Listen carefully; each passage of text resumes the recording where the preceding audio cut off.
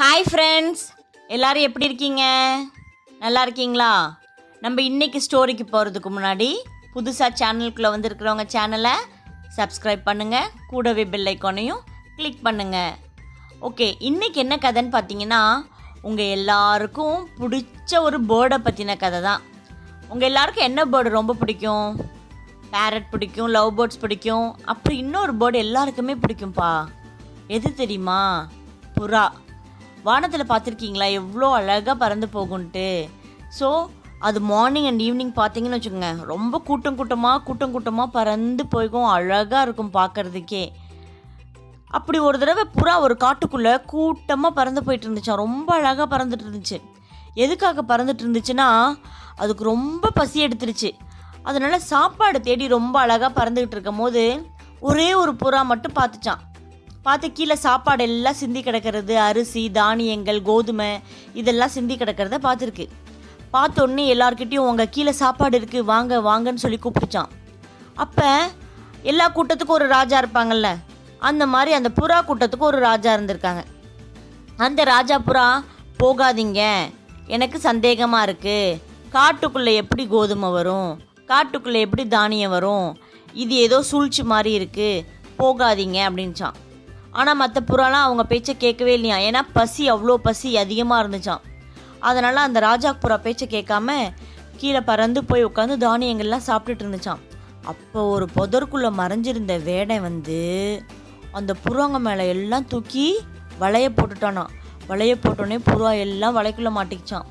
வலைக்குள்ளே மாட்டிட்டு என்ன பண்ணுறதுன்னு தெரியாமல் எங்களை காப்பாற்றுங்க காப்பாற்றுங்க காப்பாற்றுங்கன்னு கத்துச்சான். அப்போ இந்த ராஜா புறா சொல்லிச்சான், நான் சொன்னேன்ல அப்பயே, என் பேச்சை யாராச்சும் கேட்டிங்களா அப்படின்னு சொல்லி கேட்டுச்சான்.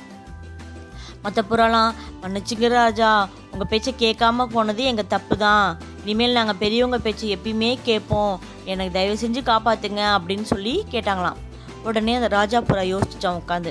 யோசிச்சுட்டு, நான் சொல்கிறபடி செய்யுங்க, என்ன பண்ணுங்க, நான் எல்லாரும் ரெடி 1 2 3 சொன்ன உடனே எல்லாம் ஒரே டைமில் பறக்கணும் மேலே அப்படின்ச்சான். அதே மாதிரி ராஜா புறா சொன்ன மாதிரியே 1 2 3 சொன்ன உடனே எல்லா புறாவும் ஓட தூக்கிட்டு பறந்து போச்சுங்களாம். போகும்போது ராஜா புறா முன்னாடி வழிகாட்டிகிட்டே போச்சான். நேராக ஒரு மலை மேலே இருக்கிற கோவிலுக்கு போனாங்களாம். காட்டுக்குள்ளே போய் உட்காந்துட்டு, ராஜா புறா இங்கேயே வெயிட் பண்ணுங்க அப்படின்னு சொல்லிட்டு அது போய் அவங்க ஃப்ரெண்டை பார்க்க போனாராம். ராஜா புறாவோட ஃப்ரெண்டு யார் தெரியுமா? வேறு யாருமே இல்லை, நம்ம வீட்டிலெல்லாம் சேட்டை செய்கிற எலி அண்ணன் தான். ஸோ எலிக்கிட்ட போயிட்டு, எலியாரே என் கூட்டமெல்லாம் இப்படி மாட்டிக்கிச்சு வலையில், நீங்கள் தான் உதவணும் அப்படின்னு சொல்லி புறா ராஜா புறா கேட்டுச்சான். உடனே அந்த எலி பண்ணுச்சு, உங்களுக்கு நான் உதவி செய்யாமல் இருப்பேனா, நீங்களும் நானும் எவ்வளோ பெரிய ஃப்ரெண்ட்ஸு, வாங்க நான் செய்கிறேன்னு சொல்லிட்டு எலி ஒரு விசில் விட்டுச்சான். விசில் அடித்தோடனே அவங்க ஃப்ரெண்ட்ஸ் எல்லாம் ஓடி வந்தாங்களாம்.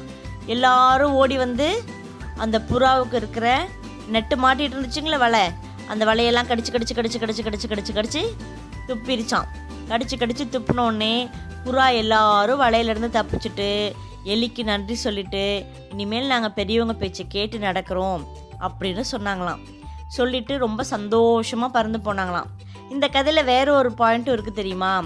2 விஷயம் இந்த கதையில் நம்ம கற்றுக்கலாம். ஒன்று, பெரியவங்க பேச்சு எப்பயுமே கேட்டு நடக்கணும்.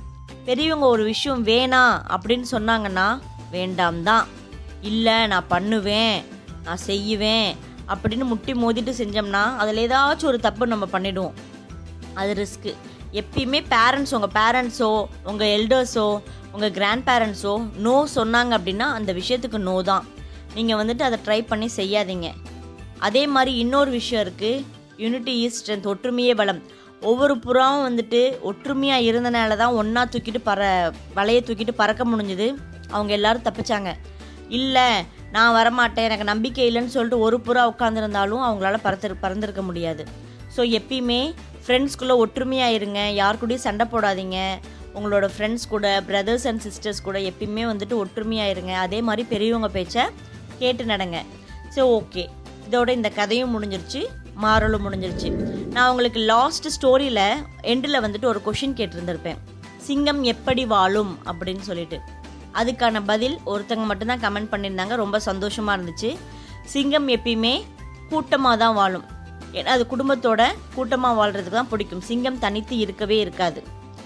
உங்களுக்கு இன்றைக்கான ஸ்டோரி என்னன்னு, இன்றைக்கான ஸ்டோரியிலேருந்து ஒரு கொஷின் இருக்குது. என்ன கொஷின் பார்த்தீங்கன்னா, உழவனின் எதிரி யார்? இதுதான் இன்றைக்கான கொஷின். இதுக்கான ஆன்சர் இந்த ஸ்டோரிக்குள்ளே தான் இருக்குது. ஸோ ஸ்டோரியை ஃபுல்லாக பார்த்துருந்தீங்கன்னா அதுக்கான ஆன்சர் தெரிஞ்சிருக்கும். உழவனின் எதிரி யார்? இதுக்கான ஆன்சர் எனக்கு கமெண்ட் பண்ணுங்கள். உங்களுக்கு இந்த ஸ்டோரி பிடிச்சிருந்துச்சுன்னா லைக் பண்ணுங்கள், உங்கள் ஃப்ரெண்ட்ஸ் எல்லாத்துக்கும் ஷேர் பண்ணுங்கள்.